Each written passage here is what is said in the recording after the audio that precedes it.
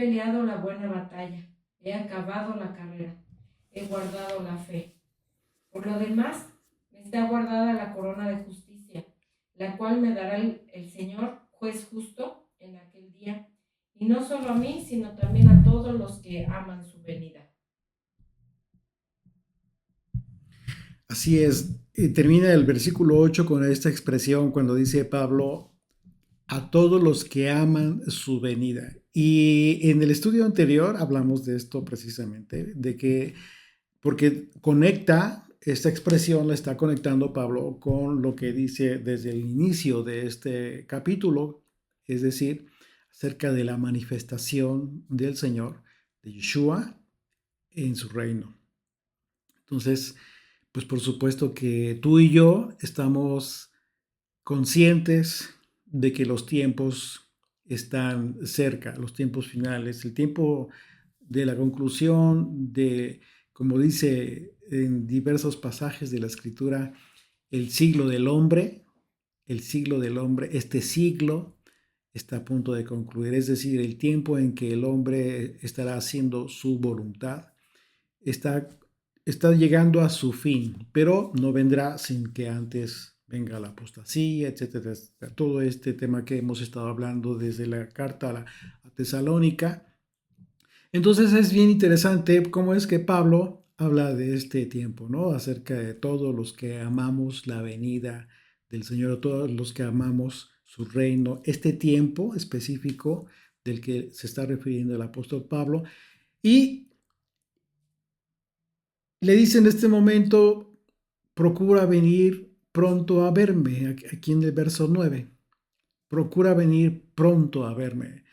Recordemos que estas palabras de Pablo las escribió en este contexto de la conciencia de que sus días en este mundo, pues bueno, ya estaban por concluir finalmente. Pablo estaba seguro, estaba ya consciente de que en cualquier momento recibiría una sentencia y esta sentencia sería justo lo que habían estado pidiendo, solicitando aquellos que lo estaban acusando falsamente, la muerte. Entonces Pablo, hablando de siendo él consciente de esta situación, eh, por eso le dice lo que leemos en el verso 9. Pablo utiliza esta palabra que implica premura, prisa, con urgencia. Y eso nos habla de la importancia que tenía el hecho de que Timoteo se reuniera con él lo antes posible. Dice el verso 10, porque Demas me ha desamparado, amando este mundo. Fíjate bien lo que dice, la razón por la cual uno de sus colaboradores lo abandonó. Dice, me ha desamparado amando este mundo y se ha ido a Tesalónica. Esta es la razón por la que el apóstol Pablo le pidió a Timoteo que lo fuera a ver pronto, porque este Demas le había ya abandonado. Y no solamente, no solo físicamente, no solo habla de que lo desamparó físicamente porque ya no tenía quien le apoyara, sino que incluso él se refiere a un abandono del ministerio, del servicio. ¿Y la razón cuál fue? Porque amaba a este mundo. Entonces, Pablo en estas cartas le ha estado advirtiendo a Timoteo acerca de muchos creyentes que han estado abandonando la fe. ¿No te suena parecido? Hoy en día tú lo puedes ver como que personas que de repente ya creen algo diferente, que ya que ya lo que creían anteriormente, fielmente, ya cambió.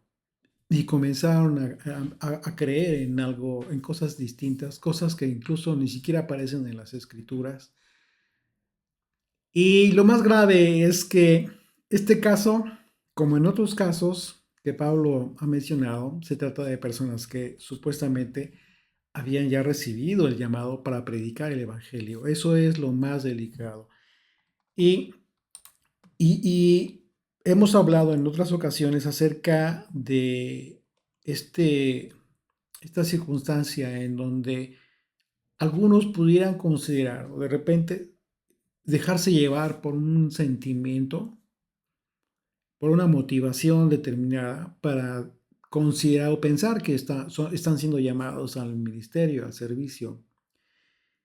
Pero lo más importante es que el Señor es paciente con todos nosotros, con todo el mundo, incluso con todas estas personas que pudieran equivocarse en un momento dado.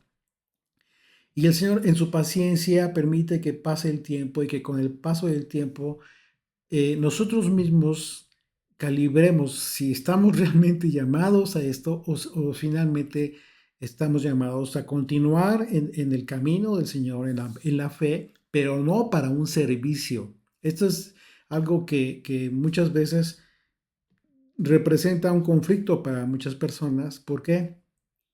Porque es como Pablo lo describió anteriormente. Él habla, en otras ocasiones ha hablado acerca de que su servicio para los creyentes, para todas las personas que estaban viniendo a la fe, él lo veía, lo expone como una libación, es decir, como algo, como su vida derramada en sacrificio, en holocausto al Señor, en servicio. Entonces, en realidad es algo así. Y muchas veces esa motivación de algunas personas para comenzar un servicio, un ministerio, comienza a, a, a flaquear, comienza a ya no ser tan sólido este llamado. Pero y hay dos cosas. Hay personas que de repente dicen, pues bueno, no, finalmente no, yo no estoy llamado para esto. Y hay otras personas que en su insistencia ya comienzan a hacer las cosas, pero en sus propias fuerzas. Y es ahí cuando comienzan estos ministerios en donde eh, se han edificado, se han fortalecido incluso, pero a través de un falso evangelio, como Pablo lo describió. Estos falsos evangelios, estos falsos maestros proliferaron mucho en ese tiempo y continuaron y continúan hasta hoy en día. El punto es que todos aquellos que estamos llamados a compartir el evangelio, seamos conscientes de que ya cambió nuestra vida a partir de y es parte de nuestra vida misma, que no podríamos ya vivir sin hacer lo que hacemos. Pablo es el ejemplo, es justo el ejemplo de esto que les estoy comentando. Pablo entregó su vida y no solamente no terminó su ministerio a pesar de que fue encarcelado, sino que incluso encarcelado continuó con su servicio a través de estas importantísimas cartas que, como lo decía hace un momento, para ti y para mí han sido tan importantes, son de gran enseñanza y edificación para nuestra fe, en el fortalecimiento de nuestra fe. Y entonces Pablo se refiere a este Demas, como en otras ocasiones a otras personas que abandonó el ministerio, y literalmente lo describe como la razón, como el amor a este mundo. Lo que nos indica que desde entonces el hombre y la mujer pues han tenido la oportunidad de tomar sus propias decisiones. Y no tiene nada que ver con una influencia externa para decidir sus caminos, ¿sí?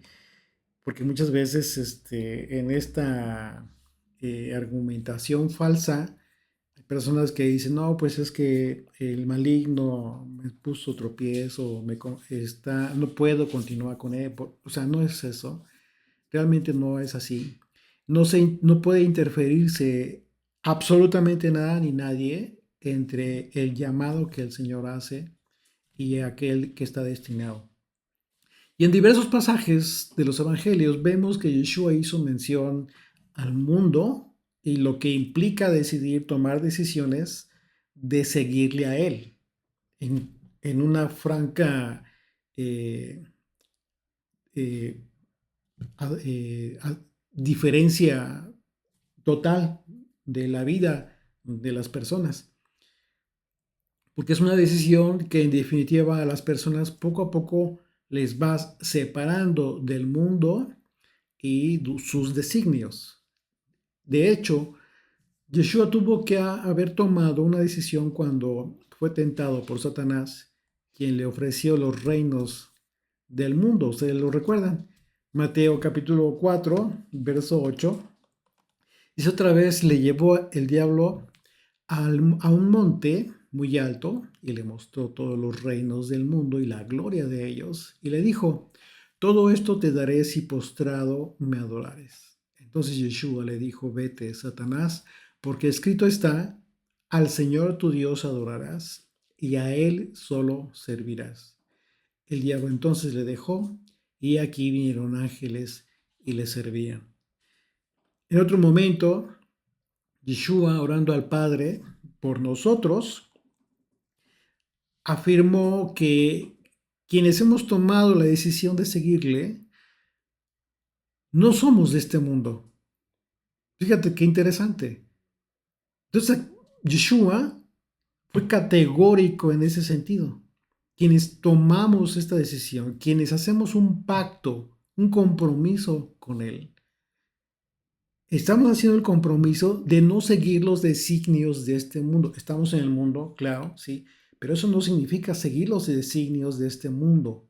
Es decir, que tu vida, tu mente, tus pensamientos, tus propósitos se alineen a los propósitos de este mundo. ¿Por qué? Porque este mundo va a perecer.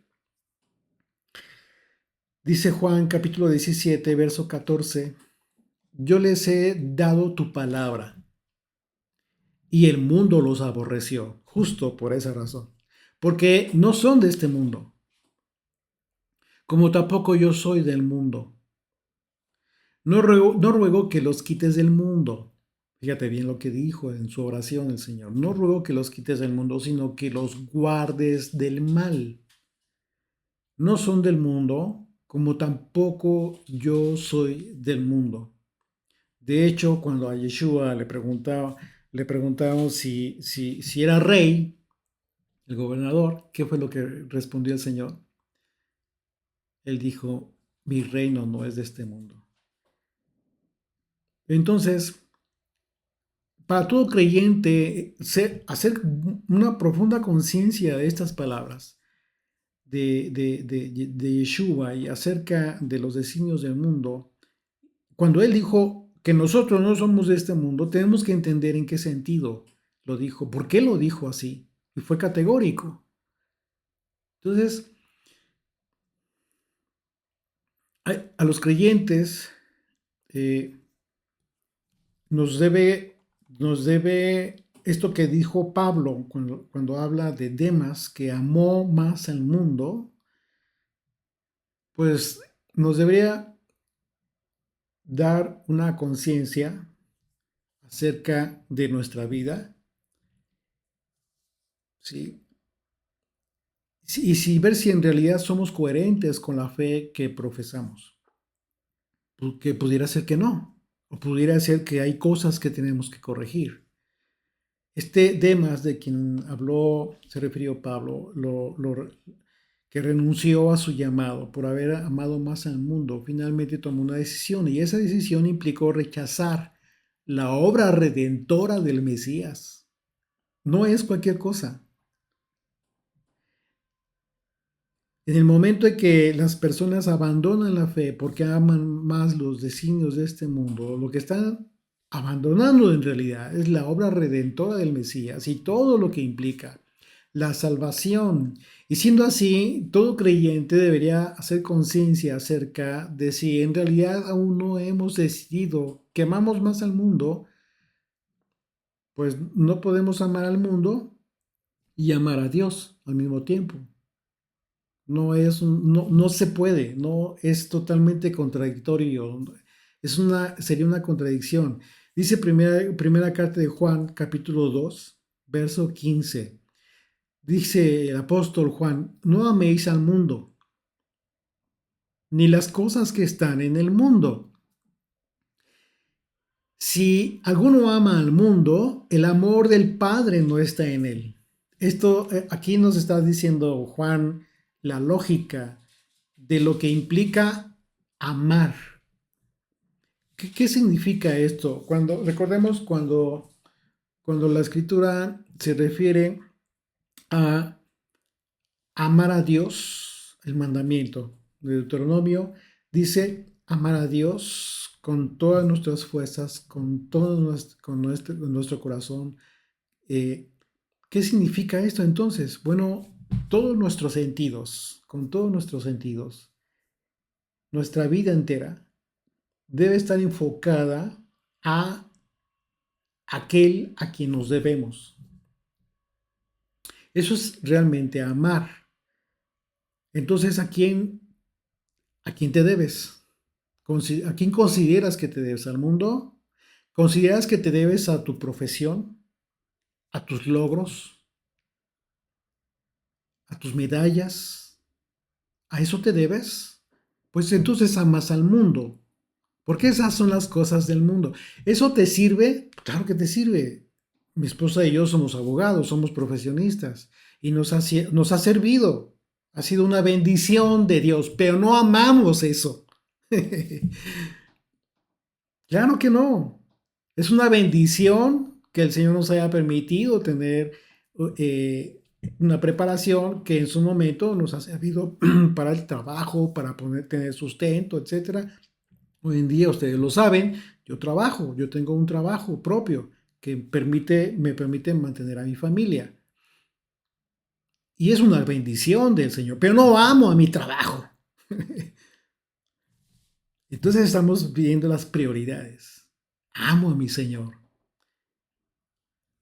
Entonces, dice una vez más, dice Juan, no améis al mundo ni las cosas que están en el mundo. Si alguno ama al mundo, el amor del Padre no está en él entonces. Claro. Porque todo lo que hay en el mundo, los deseos de la carne, los deseos de los ojos y la vanagloria de la vida, no proviene del Padre, sino del mundo. Y el mundo pasa y sus deseos, pero lo que hace la voluntad de Dios permanece para siempre. Pero el que hace la voluntad de Dios permanece para siempre. ¿Por qué para siempre? Porque Juan nos está transportando a la eternidad. Ese es para siempre. Cada vez que tú leas la escritura que el autor está hablando, es una referencia para siempre, cuando hace una referencia por mandamiento perpetuo, etc. ¿Qué significa eso? No es para este mundo solamente, sino que esto te conecta con la eternidad. Hay mandamientos muy, muy importantes, específicos, que te conectan con la promesa de la eternidad, si te mantienes fiel. Entonces, fíjate qué importante es esto y cómo, imagínate el dolor de Pablo al decir que Demas, pues ya había abandonado, lo había abandonado él, pero había abandonado también el servicio, porque amó más al mundo. Y se refiere a otros, dice, verso 10, Crescente fue a Galacia y Tito a Dalmacia. Y en esta segunda parte del versículo 10, Pablo se refiere a Crescente y Tito, quienes se encontraban sirviendo en otros lugares. Así es de que en ese momento el apóstol Pablo solo contaba con otra persona con quien estaba cumpliendo con fidelidad el propósito de Dios. ¿Con quién? Bueno, con Lucas. Dice el verso 11, solo Lucas está conmigo. Dice, toma a Marcos y tráele contigo porque me es útil para el ministerio. Esto es muy importante, fíjate, porque en otro pasaje de las Escrituras podemos ver que Marcos había abandonado a Pablo. Hubo una separación, hubo ahí una discusión, y esto lo podemos ver en el libro de los Hechos, capítulo 15, a partir del verso 36. Fíjense bien lo que dice este pasaje. Dice, después de algunos días, Pablo dijo a Bernabé, volvamos a visitar a los hermanos en todas las ciudades en que hemos anunciado la palabra del Señor para ver cómo están. Y Bernabé quería que llevasen consigo a Juan, el que tenía por sobrenombre Marcos. es este Marcos. Ese verso 38. Pero a Pablo no le parecía bien llevar consigo al que se había apartado de ellos desde Panfilia y no había ido con ellos a la obra. Sin embargo, entonces en este pasaje se registra el hecho de que Pablo buscó una reconciliación con Marcos, con este mismo Marcos. La petición de Pablo es que Timoteo se apresure a venir a él junto con Marcos, y dijo que la razón de esto fue que Marcos le era útil en el ministerio. Y lo que leemos en este pasaje nos proporciona una importantísima enseñanza. Pablo nos enseña que en el ministerio siempre es muy importante contar con el apoyo de alguien más. Siempre es muy importante contar con la ayuda de alguien. Y en este caso vemos la importancia que Pablo le está dando al propósito más importante, más relevante de un ministerio. Porque cuando dijo que Marcos le era útil, significó que independientemente de la diferencia que tuvieron anteriormente, el ministerio siempre debía ser el propósito más importante. Qué interesante, ¿no? Entonces no debe haber orgullo, no debe haber falta de perdón, no debe haber soberbia. Por supuesto que estamos hablando de siervos que pueden tener algunas diferencias relacionadas con la logística, la organización, decisiones diversas, pero no en cuanto a la fe. Como lo comentaba yo hace un momento, solo hay una fe. Y en cuanto a la fe, pues entre los mismos que trabajan, colaboran en un servicio, pues no pueden estar teniendo diferencias en relación a la fe, a lo más fundamental. Podrán tener diferencias en otros aspectos, pero no en cuanto a la fe, la cual siempre debe ser definida por la fidelidad a la palabra de Dios. Porque cuando las personas difieren, eh, y sobrepasan los límites, estos acerca de la fe, pues ya no es sano continuar contando con ese tipo de ayuda, porque ya no sería una ayuda. Por ejemplo, en los casos en los que los siervos han entendido, un ejemplo muy clásico últimamente, en los últimos años, que se ha dado mucho, los casos en donde los siervos ya entendieron que hoy en día resulta una falsa doctrina la enseñanza de mantener vigentes los diezmos, la enseñanza de los diezmos y las ofrendas. Como enseñanza, como se dio y propósito, es muy importante, es fundamental, por supuesto, porque es la Torá. Pero la falsa doctrina acerca de que continúan vigentes en este tiempo las ofrendas y los diezmos, pues es una mentira, todos ustedes ya lo saben. Y mientras que otros colaboradores, entonces ya entendieron algunos y comienzan a enderezar esta enseñanza. Y entonces, ¿pero qué sucede? Mientras que otros colaboradores prefieren mantener en el engaño a los creyentes para continuar haciéndose ganancias ilícitas. Por supuesto que en esos casos así, drásticos de diferencias doctrinales, pues son totalmente irreconciliables. Ahí no hay ni para dónde. ¿Qué nos dice esto? Bueno, nos dice algo muy importante. Marcos y Pablo no tuvieron diferencias en cuanto a la fe. Tuvieron diferencias en cuanto al trabajo que estaban desempeñando, decisiones que estaban tomando, hacia dónde ir, no ir, etc. Vemos que dice que Marcos ya no fue con ellos cuando estuvieron en Panfilia. Entonces, así que lo que leemos en este caso es algo diferente, porque aunque Pablo había tenido algunas diferencias con Marcos, ambos continuaban sirviendo bajo la misma fe. Eso es algo fundamental. Entonces, por ejemplo, un servidor de ustedes, este servidor de ustedes, cada vez que estamos en las fiestas, se acercan las fiestas anuales de nuestro Señor, pues yo siempre les invito para que compartan algún mensaje, quien quiera, de todos aquellos que normalmente nos acompañan, que son parte de este servicio, porque es importante que también otras personas que prueben esta importante labor, la labor de compartir la palabra de Dios.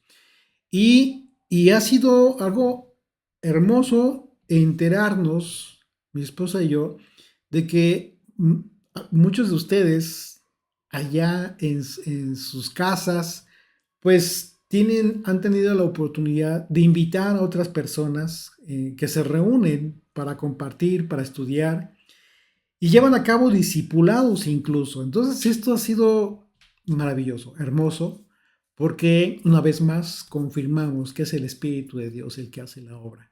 No somos nosotros, es el Señor. Y lo único que nosotros podemos hacer es lo que hace Pablo, es aprender de Pablo, ¿ok? Considerar a quien en un momento dado pueda apoyar en el ministerio. ¿Y por qué hablo de esta manera? No porque el ministerio estudiantes de la Biblia sea el importante, no, hablo del ministerio, sí, el servicio a Dios, el servicio a compartir la palabra de Dios. Eso es ese es el verdadero ministerio. No, nosotros lo designamos como un grupo para que nos identifiquen, pero no significa que ese sea el ministerio. Entonces, esto es muy importante y muchos han entendido esta importancia. Así es de que, por ejemplo, estamos a punto ya de celebrar Yom Teruah, ya para la próxima semana. Ya les compartí por ahí las fechas de estas fiestas de otoño y iniciando con la fiesta de Yom Teruah en la luna nueva. Así es de que vamos a tener participaciones de estudiantes que, que han entendido la importancia y el gozo, por supuesto, y el privilegio, sobre todo, de poder compartir la palabra de Dios, de hablar la palabra de Dios, porque han entendido que de repente podríamos no tener ni idea de a quién y hasta dónde puede llegar lo que podemos hablar y ser de edificación y de bendición para otros. Y continuamos con el verso 12, dice, a Tíquico lo envié a Éfeso. Recordemos que el apóstol Pablo ya había enseñado en Éfeso, en donde se escribió la carta a los Efesios, y vimos que para Pablo era muy importante que los creyentes de las diversas comunidades continuaran teniendo apoyo para seguir siendo discipulados. Esto era muy importante para Pablo, por eso el interés de Pablo de ir de un lugar a otro. ¿Por qué? Recordemos que en aquel entonces pues no existían los medios que existen hoy en día, en donde podemos estar conectados en este mismo momento aquí en Nueva Zelanda, con Rosa Turnbull, por ejemplo, que nos acompaña, y a pesar de que al parecer ahorita en este momento allá son las 4 de la mañana, en ocasiones se conecta en vivo, en ocasiones lo ven ya en grabación, pero nos acompaña. Y así, hoy en día es diferente que en aquel tiempo. En aquel tiempo no había de otra forma más que ir directamente, personalmente, y era un trabajo enorme, era un trabajo que realmente implicaba, por supuesto, dedicarse de lleno. Ah, y Pablo no podía tener otra actividad más que de repente, cuando tenía la oportunidad, hacía sus casas de campaña, ¿no? Como lo hemos visto en otros pasajes. ¿Para qué? Para ayudarse, porque él también trabajaba y lo expresa incluso en diversos pasajes, que él trabajaba con sus manos para poder ayudar a quienes más lo necesitaban. Pero vemos que el hecho de enviar a colaboradores a un lugar y a otro era muy importante porque el propósito de Pablo pues era que la gente continuara siendo discipulada, que continuaran eh, conectados en el mismo sentido, con la doctrina, con la enseñanza. Dice el verso 13, trae cuando vengas el capote que dejé en Troas, en casa de Carpo, y los libros, mayormente los pergaminos. La palabra capote en el griego es la palabra failnones y se traduce como manto. Algunos consideran que este manto para Pablo representaba pues un elemento de importancia material, pero también espiritual. Y la razón por la que Pablo solicitó estas cosas a Timoteo solo es era con el fin de continuar trabajando. Y aunque Pablo ya era consciente de que tenía poco tiempo de vida, pues Pablo quería continuar bien, quería terminar bien su tiempo en este mundo. Es decir, trabajando. Qué importante es esto, porque esto es un principio muy valioso, porque si bien es cierto que conforme pasa el tiempo, conforme vamos envejeciendo, quizás ya no podríamos hacer el mismo número de cosas, la cantidad de cosas que podríamos hacer antes, cuando éramos más jóvenes quizás. Pero también es cierto que no debemos dejar de trabajar en nuestro propósito. ¿Hasta cuándo? ¿Podría alguien, yo te pregunto, podría alguien consciente de lo que implica el llamado que Dios nos ha hecho, llegar a decir que se va a jubilar de este servicio? Ninguno de los apóstoles consideraron, ni siquiera vino a su mente una tontería como esa. Claro que no. Entonces, ¿hasta cuándo? Bueno, nosotros vamos a saber hasta cuándo. ¿Cuándo va a ser ese momento? Hasta el día en que el Señor nos llame de regreso a casa. Hasta ese día. Pablo nos está enseñando esto en estos últimos renglones. Ese es un principio importantísimo. Si tú consideras que estás siendo llamado para el ministerio, para servirle a Dios a través de compartir su palabra, su evangelio, considera esto. Considera realmente amar más a Dios que al mundo. Porque es la única manera en que vas a poder continuar con esta labor. Que es una labor hermosa, por supuesto. Que implica tiempo, por supuesto. Que implica mucho estudio, por supuesto. Pero sobre todo, lo más importante es que estés enamorado del Señor. Y eso es lo que va a continuar manteniéndote firme. ¿Hasta cuándo? Hasta el que el Señor diga que ya hemos cumplido nuestro testimonio en vida y lo sabremos cuando nos llame de regreso a casa. Así es de que, aunque con más años, pues la ventaja va a ser que tendremos más experiencia y eso hará que seamos más eficaces quizás en lo que hacemos. Y Pablo, pues eso era lo que quería, continuar trabajando en su ministerio. Por eso le dijo, tráeme esto, tráeme aquello. Pues no piensas que lo iba a colgar ahí en la cárcel. Los pergaminos, ¿no? Los rollos, los libros, estos libros que le estaba pidiendo, tienen que ver con los rollos. ¿Sí? La traducción en el griego, la palabra original, cuando dice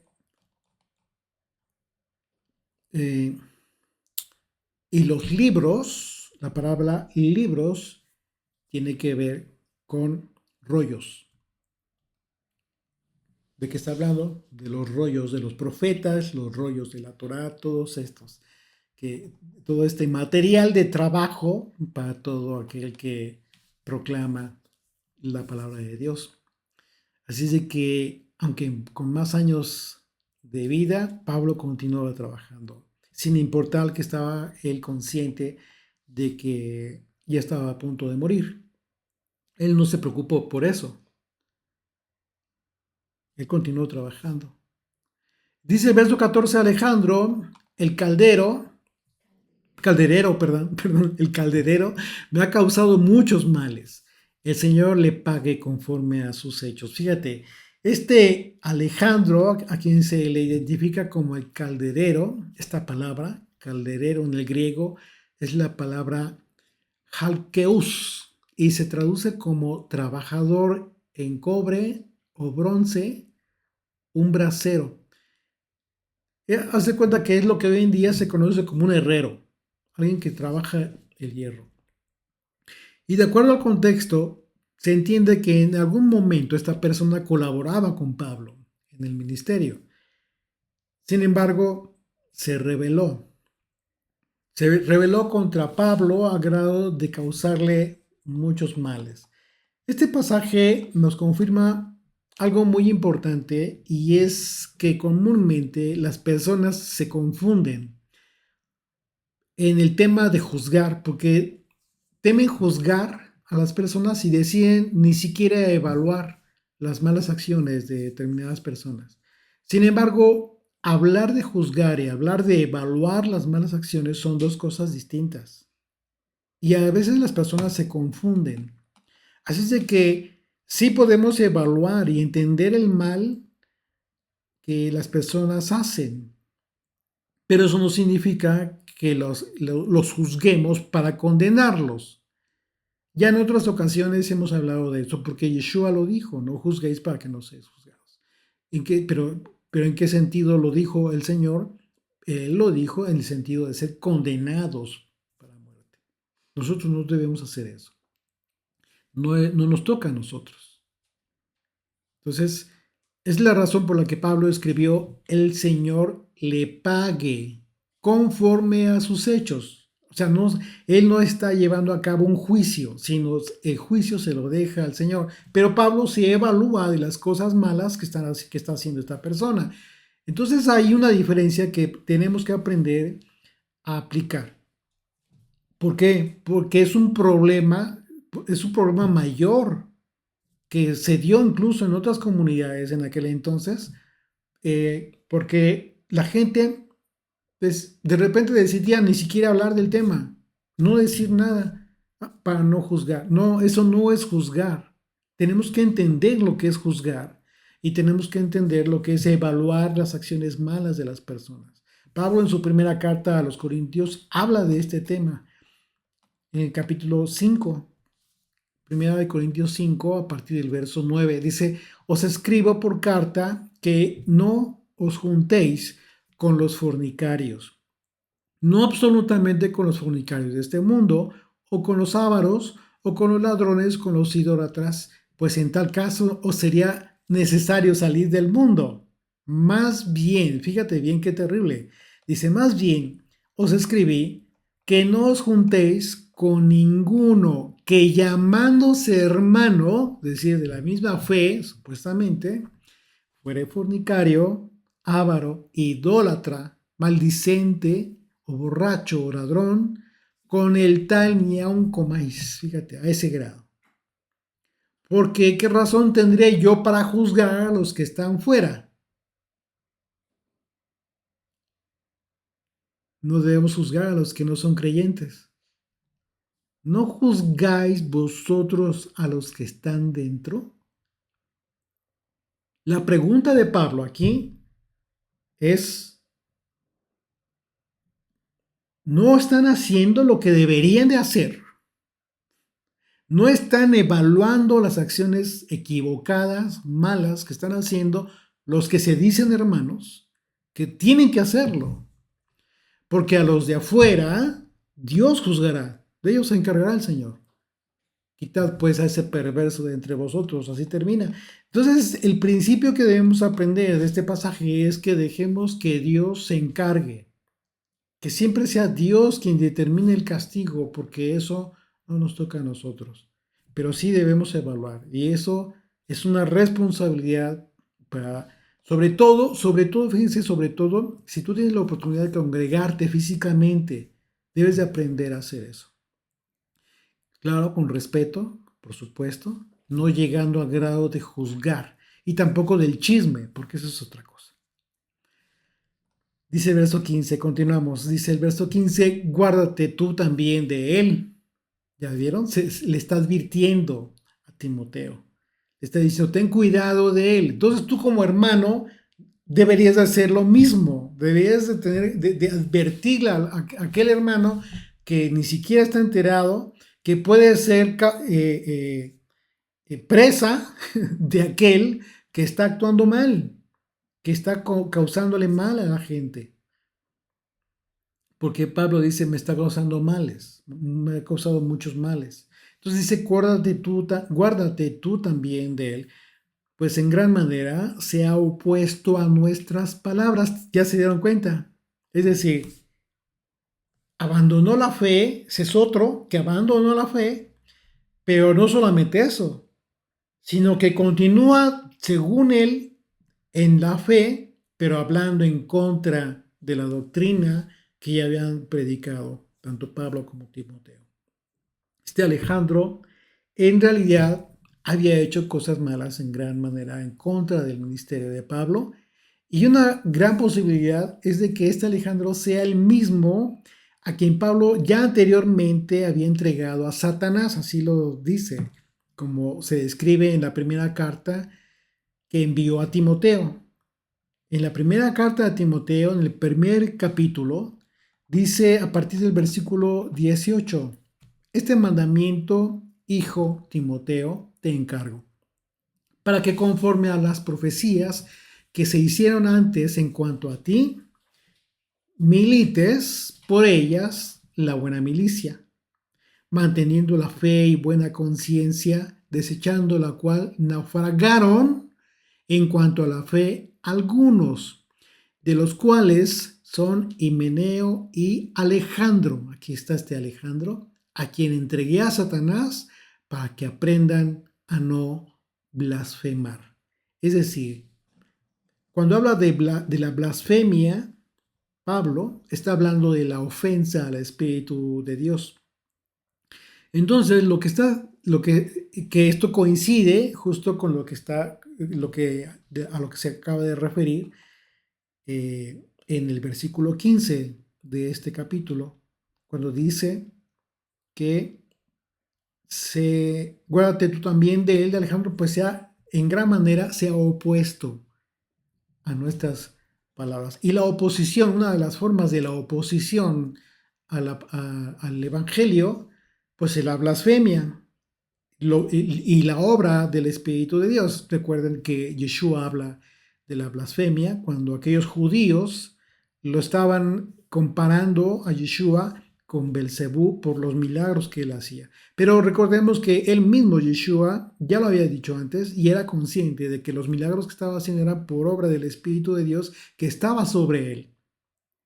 Entonces, el tema aquí es que aquellos judíos que le estaban juzgando, que se estaban burlando, que estaban hablando incluso de que era Belcebú, por Belcebú, en realidad estaban ofendiendo al Espíritu de Dios. Por eso Yeshua habló de la blasfemia. Incluso dice, podrán ofender al Hijo de Dios, al Hijo del Hombre. No hay problema, pero la blasfemia en contra del Espíritu de Dios no será perdonada. Entonces, lo recuerdo para tener contexto y claro de cuando Pablo se refiere aquí, cuando dice, se ha opuesto a nuestras palabras.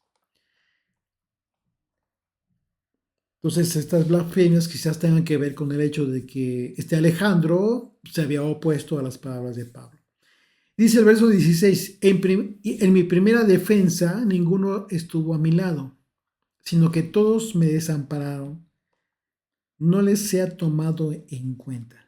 Fíjate bien qué importante. Aquí aprendemos algo también muy hermoso. En esta primera defensa, Pablo se refería a su defensa quizás de su ante el Imperio Romano.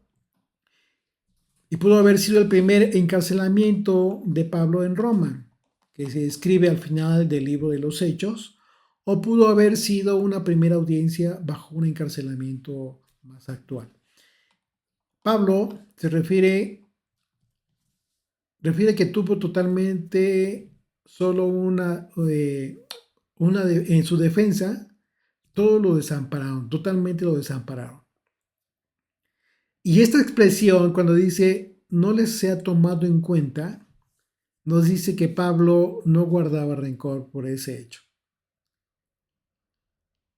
No guardaba rencor. Quizás se dolió, sí, pues era lógico, era normal, pero no guardaba rencor por el hecho de que lo hayan dejado solo aquellos que se suponían que debían haberlo acompañado por ser de la misma fe. Sin embargo, aunque se quedó solo, estaba en paz. Sí, lo cual pues es una valiosa, muy, muy valiosa enseñanza.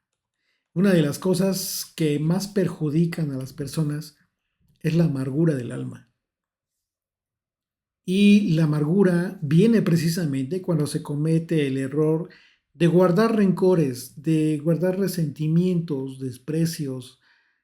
Por el contrario, lo que nos enseña Pablo en este pasaje es que con el tiempo, uno de los propósitos más elevados e importantes que debemos alcanzar es precisamente la madurez espiritual. Es a lo que tú y yo debemos aspirar siempre, la madurez espiritual. Algo que pues solo es producto de la gracia de nuestro Señor. Algo que una vez que nos es dado, se manifiesta de forma muy poderosa frente a las personas, solo con el objetivo de glorificar la obra maravillosa que ha hecho Dios con nuestras vidas. Ese es el propósito, que las personas sean testigos de lo que Dios ha hecho contigo en tu vida, que a pesar de determinadas circunstancias, tu vida no tiene amargura, no tiene resentimientos, tú vives en paz, estás tranquilo. Y eso da testimonio al Señor acerca de su gracia, de su gloria. Y Pablo estaba dando testimonio de que en él estaba la gracia divina, que aunque le estaba advirtiendo a Timoteo de quienes lo dejaron, solo, solo entendiendo que estaba hablando de creyentes, por supuesto. Aún así, eso no era signo de amargura ni de falta de perdón. ¿Y la clave en qué está? ¿Dónde está la clave para que tú no tengas amargura en tu alma, en tu corazón? Di lo mismo que Pablo, no les sea tomado en cuenta. Amén. De esa manera nos guardamos de juzgar y dejamos que sea el Señor quien juzgue. Amén.